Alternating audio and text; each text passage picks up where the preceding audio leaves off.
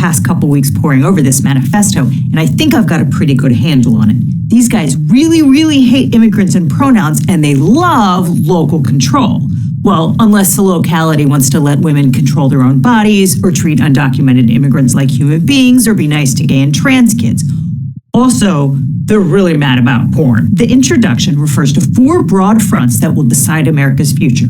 Number 1, restore the family as the centerpiece of American life and protect our children.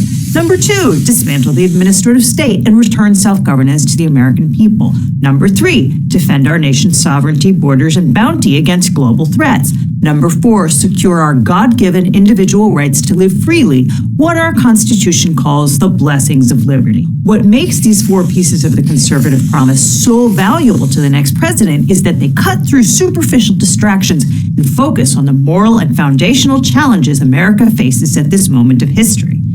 And okay, who doesn't want to protect children, right? I mean, raise your hand if you hate freedom. Bueller. But as always, the devil is in the details. And you don't have to scroll very far to figure out what those details are. Because on the very next page, these guys tell you very clearly that they think America's problems could be solved if everyone would just get married and stay that way. Who's to blame for what ails us? Unmarried mothers, because there is no government program that can replace the hole in a child's soul cut out by the absence of a father. Fatherlessness is one of the principal sources of American poverty, crime, mental illness, teen suicide, substance abuse, rejection of the church, and high school dropouts. That's a bold claim, although they cite no source for it. Nor is it clear what role the government should play in ensuring that children stay in the church. And anyway, how is the government going to convince parents to stay married? They're going to cut food stamps, obviously, because if you could feed your children without a husband, then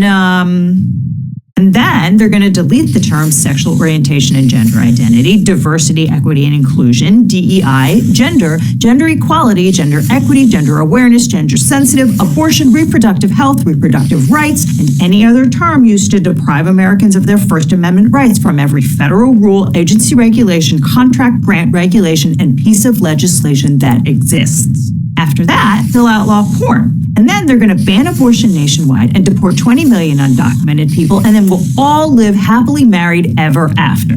Also, tax cuts for big business and the 1%. Oh, and they're going to cut off funding for PBS and the Center for Public Broadcasting because Big Bird. Okay, guys, glove up. We're going in. Project 2025 is a plan to reshape the entire country using the power of the federal government. It's got a chapter on how they plan to reform every major agency of the executive branch. And so it's a little weird that the document mentions abortion 199 times, because it's been illegal for the federal government to fund abortion since 1971, with exceptions for rape, incest, and to protect the life of the pregnant person. The Supreme Court overturned Roe v. Wade in the Dobbs decision in 2022, theoretically returning the issue of abortion to the states. So how can abortion figure so prominently in a blueprint for federal policy? One of the main things these guys want to do is ban abortion nationwide. So the document contemplates all the ways that the federal government can use its power over education, insurance, labor regulations, and healthcare to ensure that no one can access abortion anywhere in America. And they want to wield foreign aid to try and make sure that no one in the rest of the world has access to abortion either.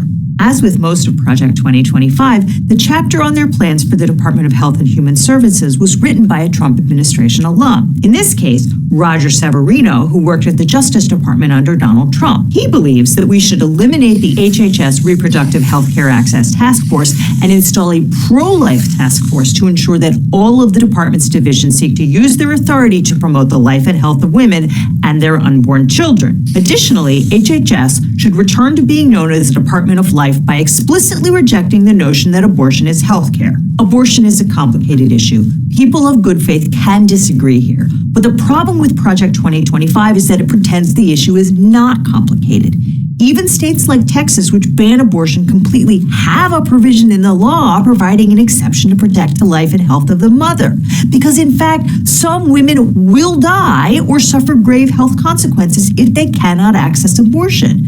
Whether that provision in the law actually ensures access to care is another matter. Some pregnancies are a result of rape or incest, and most Americans think it should be legal for women to access abortion in those tragic circumstances. But Project 2025 simply pretends all that away with ominous references to the global abortion industry, as if there was a company called Big Abortion that was advertising 2-for-1 deals on every platform to get you to come down to the abortionplex and hop into the stirrups for another round. Severino wants the CDC to fund studies into the risks and complications of abortion and ensure that it corrects and does not promote misinformation regarding the comparative health and psychological benefits of childbirth versus the health and psychological risks of intentionally taking a human life through abortion. And he plans to, quote, drive investigative review of literature for a variety of issues, including the effect of abortion on prematurity and breast cancer. But there is no link between abortion and breast cancer, and there's no link between abortion and depression. And that's not how science works. You don't start with your preferred policy position and then go and try and create studies to back it up. But Project 2025 isn't just waiting for evidence to come in before implementing its policy goals. They want to reverse the FDA authorization of mifepristone, the most commonly used drug for medication abortions.